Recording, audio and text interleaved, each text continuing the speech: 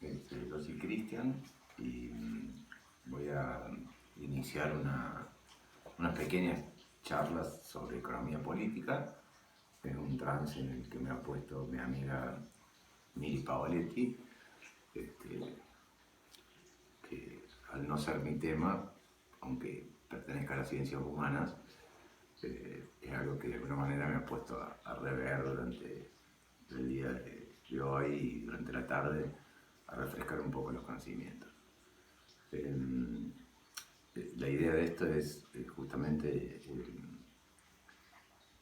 explicar muy sencillamente y desde quien no es economista eh, cómo ha sido el desarrollo de las ideas económicas y sus principales pensadores, eh, hablando desde un momento en el cual, si bien todavía no era la modernidad, desde un momento en el que podemos considerar pensar las cosas, y en este caso la economía, eh, desde lo que pueda considerarse actual. Con esto me refiero a que, si bien en Grecia tanto Aristóteles como Platón hablaron de economía, y también en la Edad Media había un sistema económico determinado, para poder llegar a lo que nos interesa debemos como asumir ciertos cortes epistemológicos, o, para decirlo de otra manera, ciertas formas de pensar que legitimaron en diversos momentos los distintos pensamientos económicos y las distintas teorías.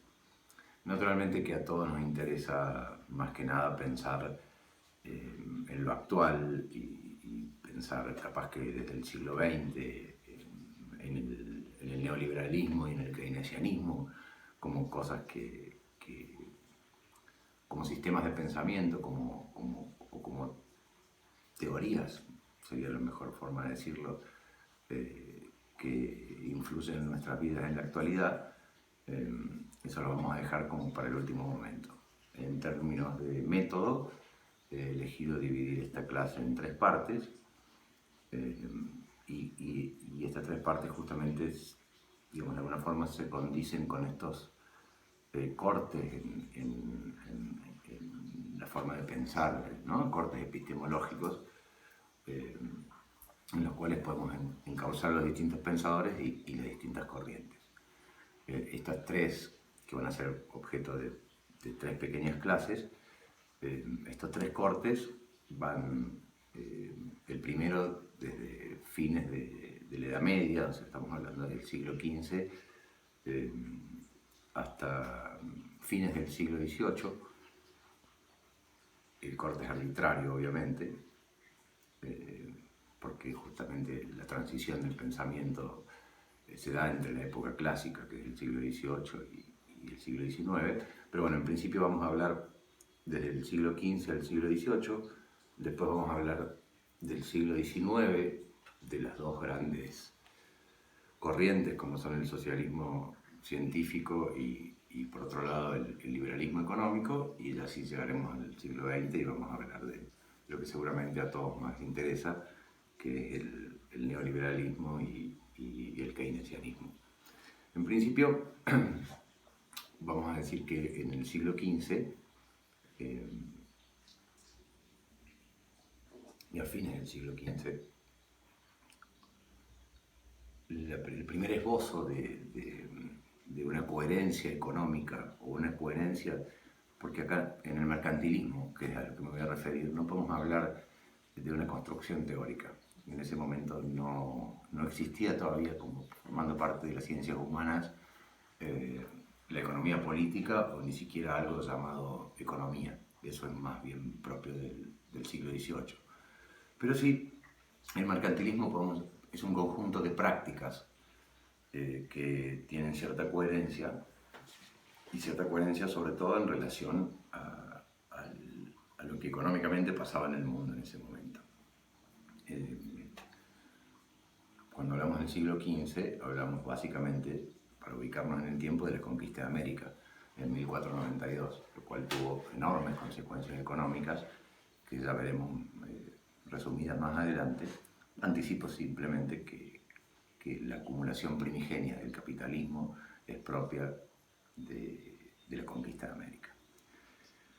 La conquista de América trajo en sí misma una idea muy española que fue venir y buscar oro, plata, metales preciosos.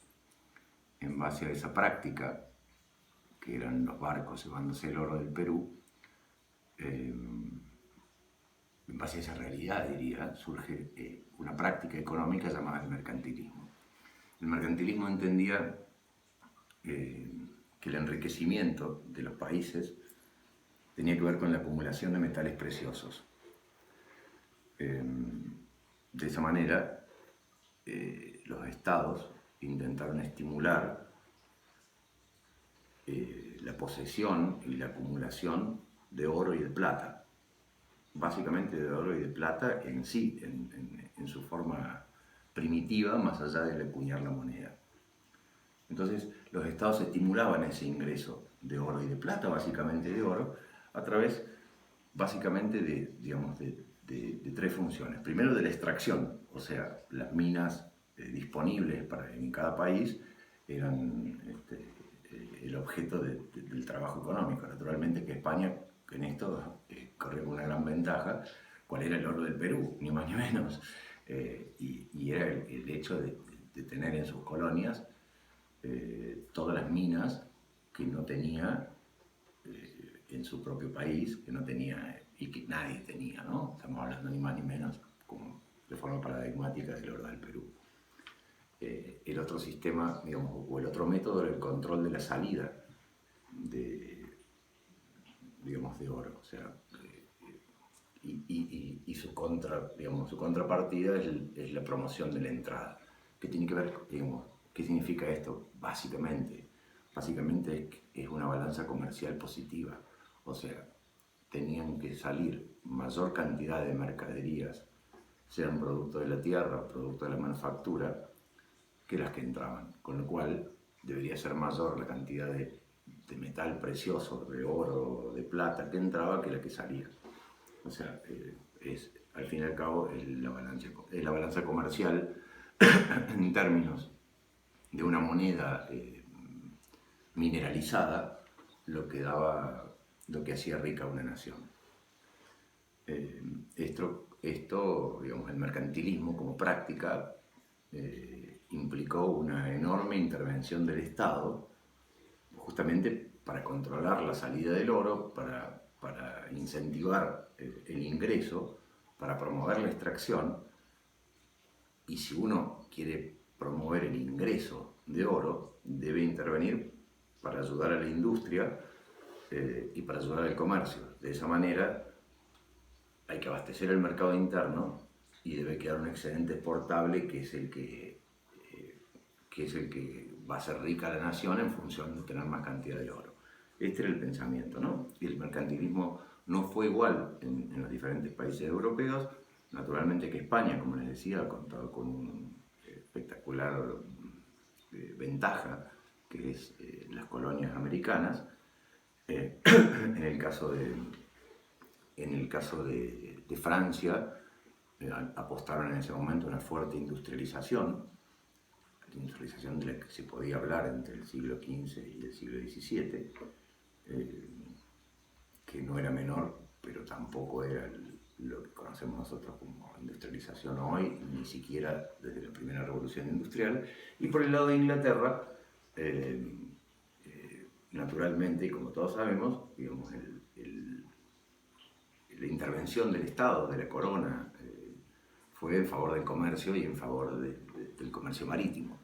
Digamos, de esa manera ellos aseguraban una balanza comercial positiva. El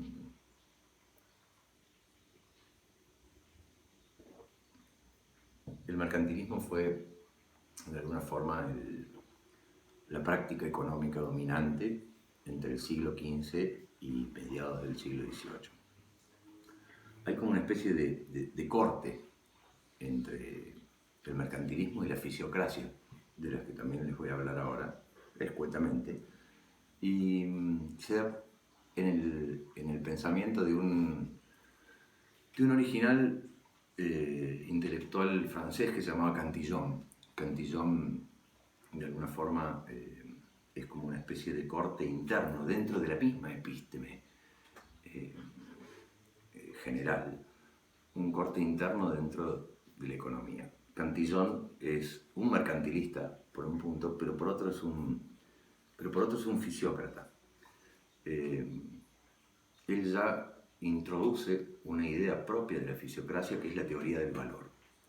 Cantillon distingue un valor intrínseco de los bienes de un valor extrínseco de los bienes.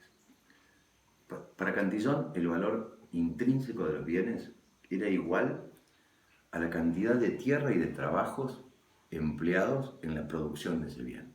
O sea, un bien intrínsecamente valía lo que valía la cantidad de tierra utilizada y la cantidad de trabajo utilizada para producirlo.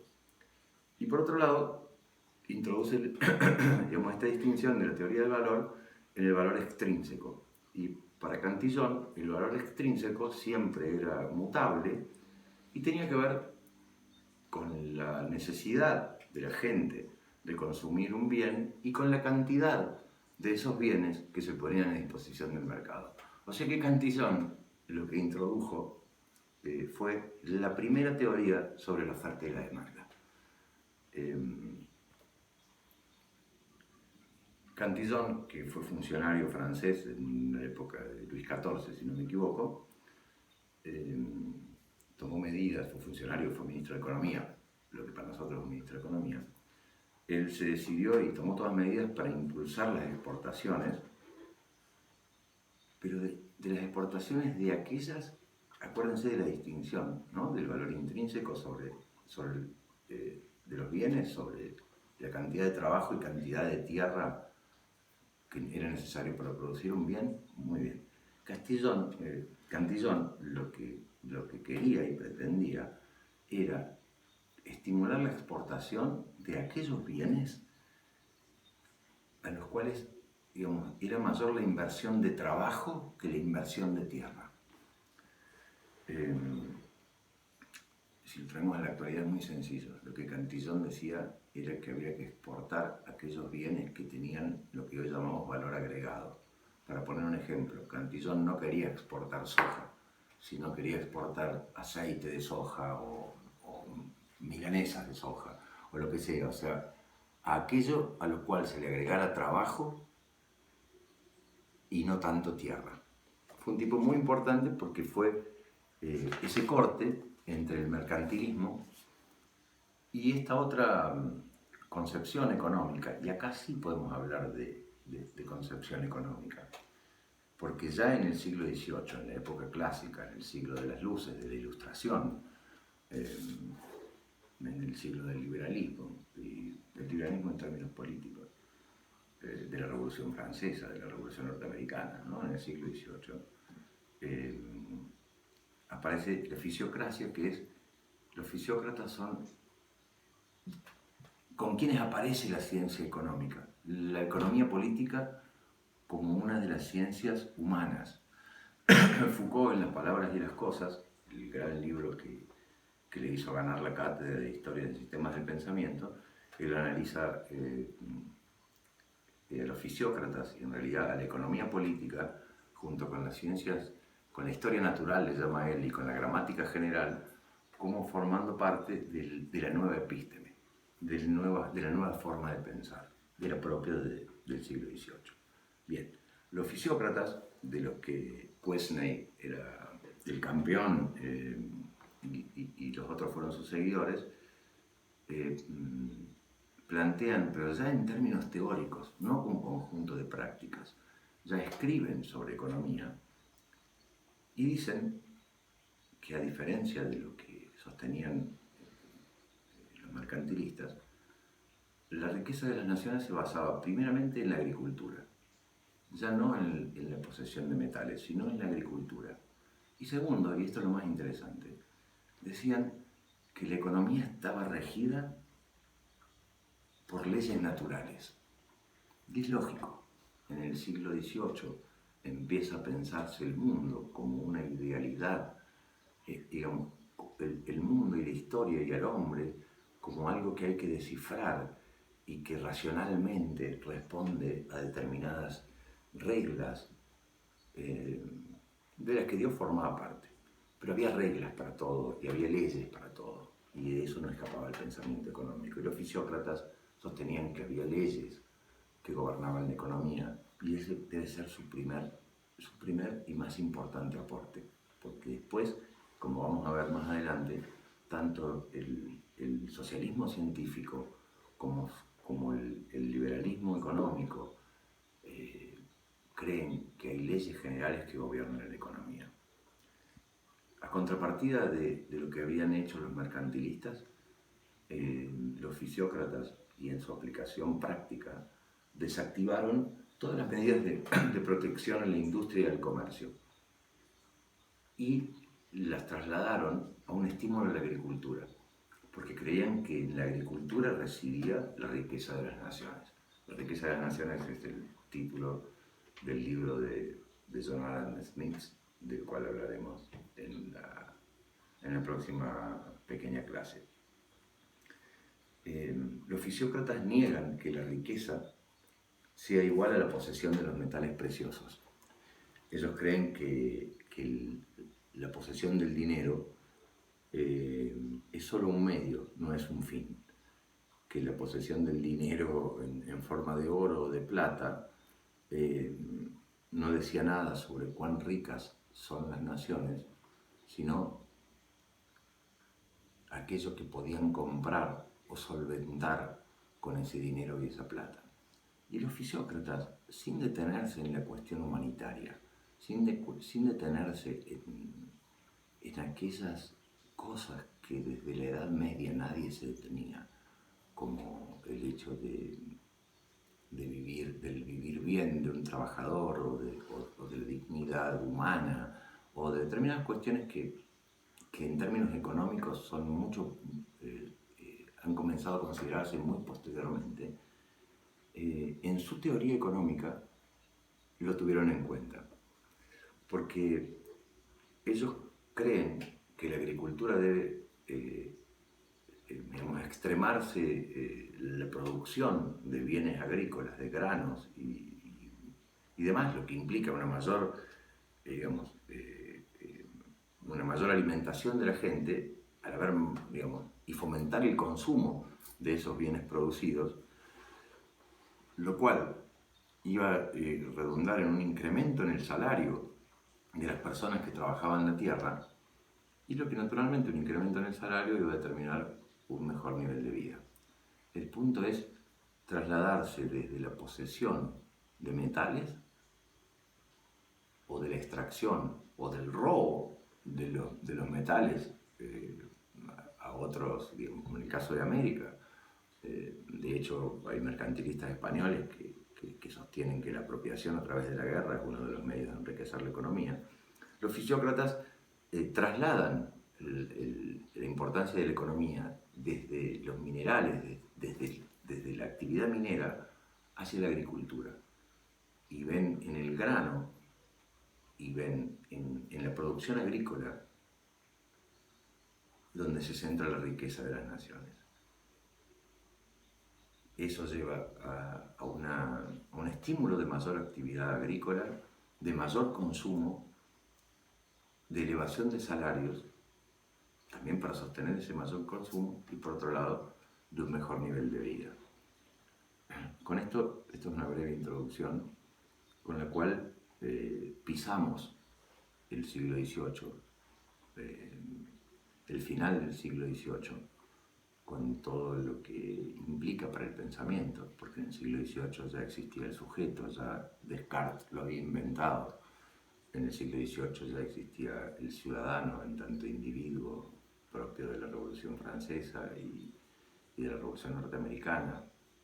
Se había dado un corte muy importante en el pensamiento en general, pero puntualmente en la economía va a ser el siglo XIX, que es de lo que vamos a hablar en la próxima conferencia, a donde se van a enfrentar, y capaz que de forma definitiva, dos maneras de ver la economía y el mundo, que forman parte, si bien son dos maneras opuestas, son dos caras de la misma moneda en la epísteme del pensamiento. Quiero decir, vamos a hablar en la próxima clase del liberalismo económico de sus autores y vamos a hablar del socialismo científico, básicamente de Marx y Engels, donde vamos a tratar de comprender ya con el capitalismo como parte de la historia las dos interpretaciones que de él se hacen.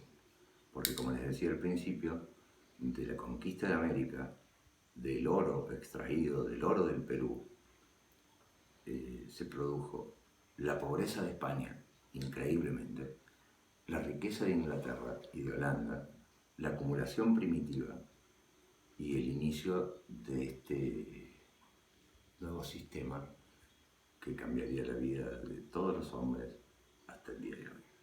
Entonces con esto me despido y espero no haber sido muy aburrido. Voy a, digamos, sobre el punto y sobre lo hablado hasta ahora, de Quesnay podemos encontrar fácilmente en Wikipedia alguna referencia sobre la fisiocracia. El mercantilismo es más bien algo disperso, que también podemos encontrar en Wikipedia en general alguna referencia. Y sí, de Cantillon sería alucinante que pudieran ver siquiera algún extracto de los escritos de Cantillon, porque Cantillon es la perfecta, ¿cómo se llama? Lo que hace que la puerta se abre y se cierra, que está en el medio. ¿Caporte? No, anticaporte no, sino es lo que sostiene las puertas. ¿Abertura? No, la camarógrafa no me está aportando nada. Pero bueno, no tengo la palabra, pero es lo de menos, las palabras y las cosas. Es la bisagra, digamos. Cantillon es la bisagra entre el mercantilismo y entre la fisiocracia. Por ahí un extracto de Cantillon sería muy bueno para poder comprender la generalidad de lo que intenté explicarles. Yo por mi parte, a esta pequeña reseña la hice en base a Los Pensadores de la Economía, un libro de Alfredo Gattaz, que lo tuve que usar en la facultad para estudiar y rendir economía política. Con esto me despido y nos vemos hasta la próxima. Quédense en su casa, no se pongan tristes, no le tengan miedo ni al poder del virus ni al poder del Estado, que vamos a estar haciéndole el aguante y vamos a salir adelante con todo. Chau, chis.